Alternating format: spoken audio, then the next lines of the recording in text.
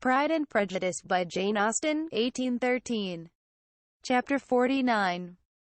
2 days after Mr. Bennet's return, as Jane and Elizabeth were walking together in the shrubbery behind the house, they saw the housekeeper coming towards them, and, concluding that she came to call them to their mother, went forward to meet her.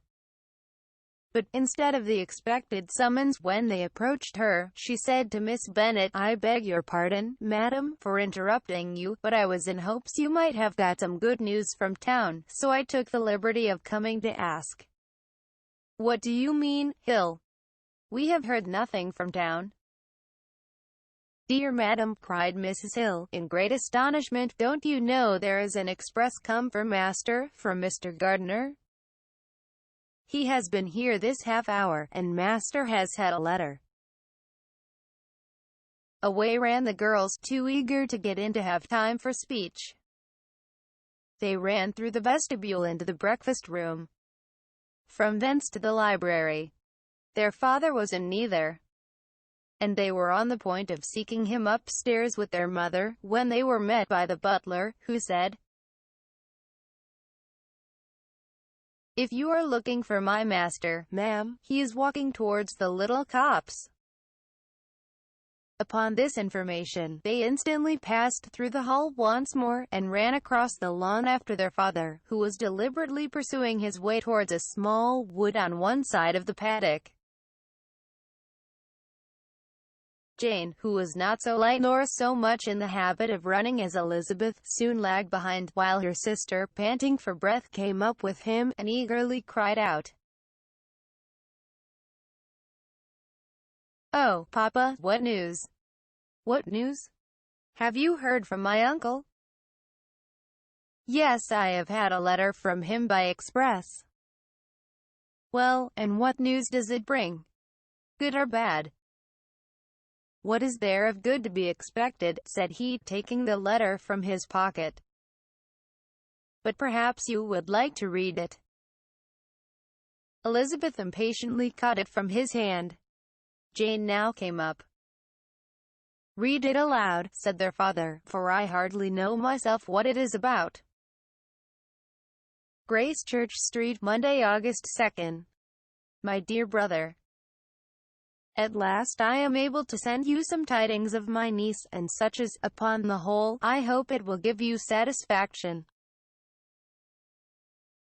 Soon after you left me on Saturday, I was fortunate enough to find out in what part of London they were.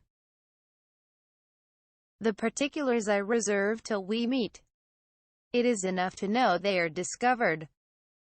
I have seen them both. "Then it is as I always hoped," cried Jane.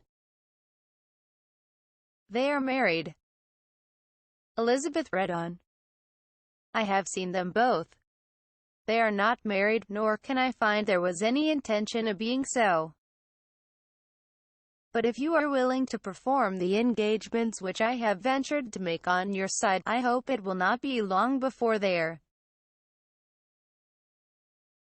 All that is required of you is to assure to your daughter, by settlement, her equal share of the £5,000 secured among your children after the decease of yourself and my sister. And moreover to enter into an engagement of allowing her, during your life, £100 per annum. These are conditions which, considering everything, I had no hesitation in complying with, as far as I thought myself privileged for you. I shall send this by express, that no time may be lost in bringing me your answer. You will easily comprehend, from these particulars, that Mr. Wickham's circumstances are not so hopeless as they are generally believed to be. The world has been deceived in that respect, and I am happy to say there will be some little money, even when all his debts are discharged, to settle on my niece, in addition to her own fortune. If, as I conclude will be the case, you send me full powers to act in your name throughout the whole of this business, I will immediately give directions to Haggerston for preparing a proper settlement. There will not be the smallest occasion for your coming to town again. Therefore stay quiet at Longbourn, and depend on my diligence and care. Send back your answer as fast as you can, and be careful to write explicitly. We have judged it best that my niece should be married from this house, of which I hope you will approve. She comes to us today. I shall write again as soon as anything more is determined on. Yours, etc. E.D.W. Gardner. Is it possible, cried Elizabeth when she had finished. Can it be possible that he will marry her? Wickham is not so undeserving, then, as we thought him, said her sister. My dear father, I congratulate you. And have you answered the letter? Cried Elizabeth. No. But it must be done soon. Most earnestly did she then entreat him to lose no more time before he wrote. Oh, my dear father, she cried, come back and write immediately. Consider how important every moment is in such a case. Let me write for you, said Jane, if you dislike the trouble yourself. I dislike it very much, he replied. But it must be done. And so saying, he turned back with them, and walked towards the house. And may I ask, said Elizabeth, but the terms, I suppose, must be complied with. Complied with? I am only ashamed of his asking so little. And they must marry. Yet he is such a man. Yes, yes, they must marry. There is nothing else to be done. But there are two things that I want very much to know. One is, how much money your uncle has laid down to bring it about. And the other, how am I ever to pay him? Money. My uncle, cried Jane. What do you mean, sir? I mean, that no man in his senses would marry Lydia on so slight a temptation as 100 a year during my life, and 50 after I am gone. That is very true, said Elizabeth, though it had not occurred to me before. His debts to be discharged, and something still to remain. Oh, it must be my uncle's doings. Generous good man, I am afraid he has distressed himself. A small sum could not do all this. No, said her father. Wickham's a fool if he takes her with a farthing less than £10,000. I should be sorry to think so ill of him, in the very beginning of our relationship. £10,000. Heaven forbid. How is half such a sum to be repaid? Mr. Bennet made no answer, and each of them, deep in thought, continued silent till they reached the house. Their father then went on to the library to write, and the girls walked into the breakfast-room. And they are really to be married, cried Elizabeth as soon as they were by themselves. How strange this is! And for this we are to be thankful. That they should marry, small as is their chance of happiness, and wretched as is his character, we are forced to rejoice. Oh, Lydia! I comfort myself with thinking, replied Jane, that he certainly would not marry Lydia if he had not a real regard for her. Though our kind uncle has done something towards clearing him, I cannot believe that £10,000, or anything like it, has been advanced. He has children of his own, and may have more. How could he spare half £10,000? If he were ever able to learn what Wickham's debts have been, said Elizabeth, and how much is settled on his side on our sister, we shall exactly know what Mr. Gardner has done for them, because Wickham has not sixpence of his own. The kindness of my uncle and aunt can never be requited. Their taking her home, and affording her their personal protection and countenance, is such a sacrifice to her advantage as years of gratitude cannot enough acknowledge. By this time she is actually with them. If such goodness does not make her miserable now, she will never deserve to be happy. What a meeting for her, when she first sees my aunt! "We must endeavour to forget all that has passed on either side," said Jane. "I hope and trust they will yet be happy. His consenting to marry her is a proof, I will believe, that he has come to a right way of thinking. Their mutual affection will steady them, and I flatter myself they will settle so quietly, and live in so rational a manner, as may in time make their past imprudence forgotten." "Their conduct has been such," replied Elizabeth, "as neither you, nor I, nor anybody can ever forget. It is useless to talk of it."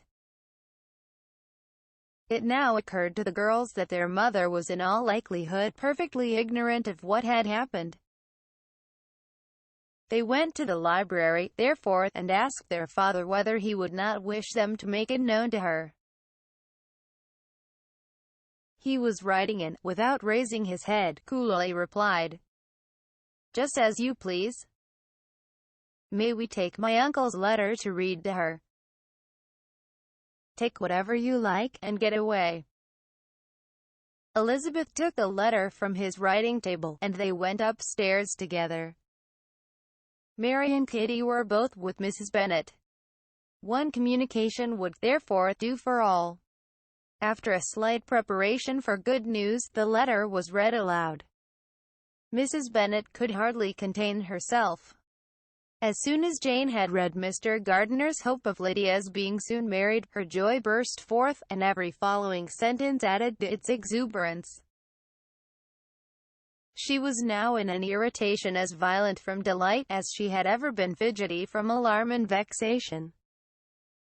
To know that her daughter would be married was enough. She was disturbed by no fear for her felicity, nor humbled by any remembrance of her misconduct. "My dear, dear Lydia," she cried, "this is delightful indeed. She will be married.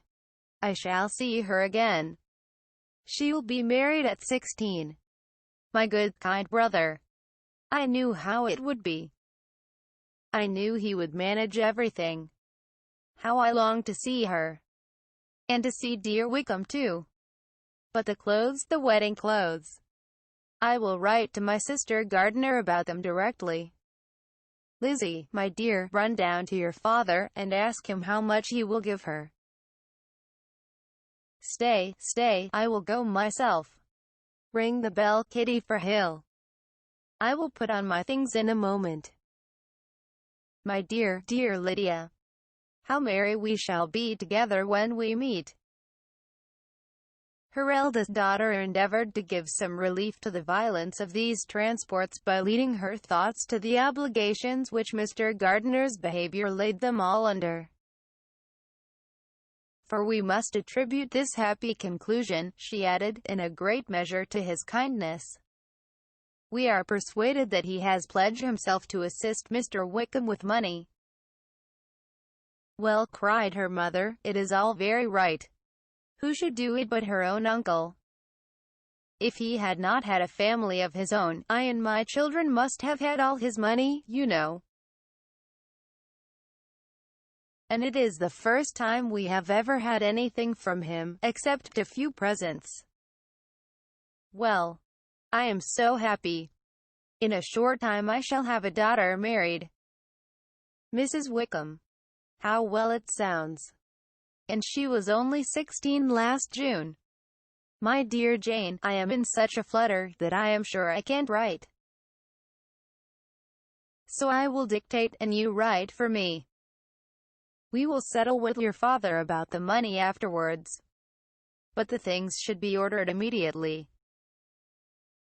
She was then proceeding to all the particulars of calico, muslin, and cambric, and would shortly have dictated some very plentiful orders, had not Jane, though with some difficulty, persuaded her to wait till her father was at leisure to be consulted.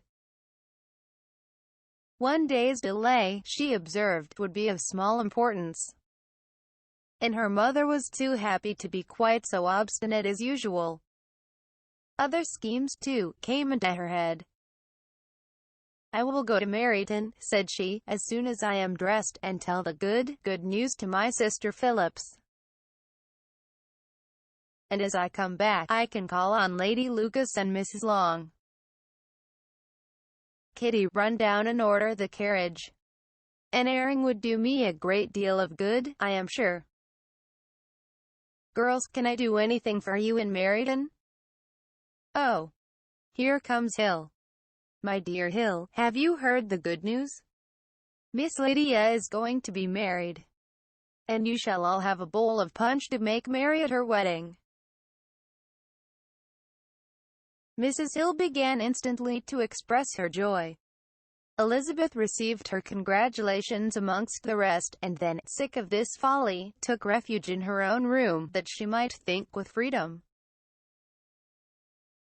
Poor Lydia's situation must, at best, be bad enough. But that it was no worse, she had need to be thankful. She felt it so. And though, in looking forward, neither rational happiness nor worldly prosperity could be justly expected for her sister, in looking back to what they had feared only 2 hours ago, she felt all the advantages of what they had gained.